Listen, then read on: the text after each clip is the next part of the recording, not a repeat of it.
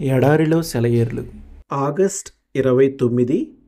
ఆయన తన శిలువ మూసుకొని కపాల స్థలమను చోటికి వెళ్ళెను. యోహాను 19:17. మారిన శిలువ అనే ఒక పద్యం ఉంది. ఒక స్త్రీ తన శిలువను మొయ్యలేక అలసి సొలసి తన చుట్టూ ఉన్న వాళ్ళు మోస్తున్న శిలువలను చూసి, నా శిలువ వాళ్ళందరి శిలువల కంటే బరువైనది అనుకుంది. తన శిలువకు బదులుగా వేరొక శిలువ తనకు వస్తే బాగుండనుకుంటూ నిద్రపోయింది. ఆ నిద్రలో ఒక కలొచ్చింది. చాలా రకాలైన శిలువలు ఒక చోట పడి ఉన్నాయి. ఆమె అక్కడికి చేరుకుంది. ఒక చిన్న బంగారు శిలువ వజ్రాలతో పొదిగి చూడముచ్చటగా కనిపించింది. దాన్నైతే ఇష్టంగా ధరించుకొని తిరగగలను అనుకుందామే. దాన్ని తీసుకోవడానికి వంగింది.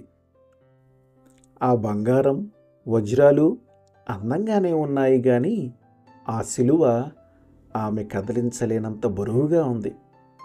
ఆ ప్రక్కనే అందంగా చెక్కిన ఒక శిలువ కనిపించింది. దాని చుట్టూ పూల తీగలు వల్లుకొని ఉన్నాయి. ఆమె అది బాగుందనుకుంది. అయితే ఆ పుష్పాల క్రింద ముళ్ళున్నాయి. అవి ఆమె చేతికి గుచ్చుకుంటున్నాయి. ఇంకా ముందుకు వెళ్ళేసరికి వజ్రాలు, పువ్వులు ఏమీ లేకుండా సాదాగా ఉన్న శిలువ ఒకటి కనిపించింది. దాని మీద కొన్ని ప్రేమ వాక్యాలు రాసి ఉన్నాయి. ఆమె దాన్ని ఎత్తుకుంది. అది మిగతా వాటన్నిటికంటే తేలికగా, మొయ్యటానికి సౌకర్యంగా ఉంది. పరలోకపు కాంతిలో దాన్ని పరిశీలించి చూస్తే అది తన పాత శిలువేనని ఆమెకు అర్థమైంది. తిరిగి ఆ శిలువ ఆమెకు దొరికింది. ఆమెకు అదే అన్నిటికంటే తేలికైన సరి అయిన శిలువ. మనం ఏ శిలువను మోయగలమో దేవునికి తెలుసు. ఇతరులు మోసే శిలువలు ఎంత బరువైనవో మనకు తెలియదు. ధనవంతులైన వాళ్ళను చూసి మనం అసూయపడతాం.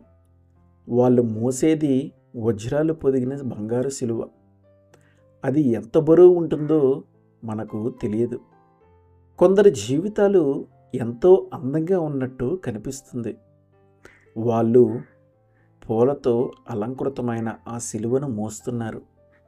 మన శిలువ కంటే తేలిక అనుకున్న శిలువలన్నింటినీ మనం ఒకసారి మోసి చూస్తే మనకు అర్థమవుతుంది. మనకు సరిగ్గా సరిపోయేది మన శిలువేనని. నీ శిలువను చిరాకుతో పారేసుకుంటే దొరకదది మళ్ళీ ఈ లోకంలో. దేవుని కోసం ఇక్కడే మోయాలి దాన్నని నియమించాడు ఆయన. మరో లోకంలో ఆయనతో ఉంటాము, ఆయన్ను ప్రేమిస్తూ ఉంటాము. కానీ ఇక్కడ తప్ప మరెక్కడా దక్కదు ఆయన కోసం శ్రమించే ధన్యత. 1-2 గంటలు శ్రమపడలేవా? సమాప్తమైనదంటూ ఆయన పిలిస్తే నీలో రగులుకునేది నిరుత్సాహమే. విడుదల వచ్చినప్పుడు అంటావు గదా, నన్ను మరి కాసేపు మోయనివ్వండి, నా దేవుని మహిమార్థం బాధలు పడనివ్వండి. ఇంత త్వరగా అయిపోయిందని దిగులు. దేవుడు నీలోంచి మహిమ పొందాలి. ఇంకా కొంతకాలం. ఆమేన్.